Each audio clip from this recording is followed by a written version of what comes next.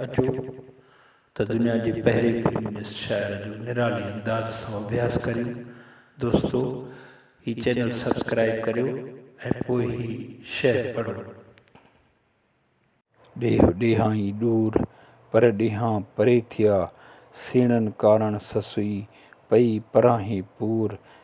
तूं वञी हो त हुज़ूर, मुंहिंजो जीअण जेलाहीं थिए।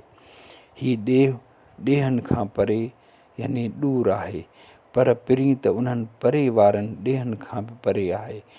तंहिं हूंदे बि ससुई सेणनि लाइ परे वञण जे इरादे वारी आहे, अज़म वारी आहे। ए हो त हुज़ूर, तूं परे वञी थो ऐं मुंहिंजो जीअण वरी तोसीं आहे। तोखां धार मुंहिंजे जीअण जो तसवुर बि कोन्हे।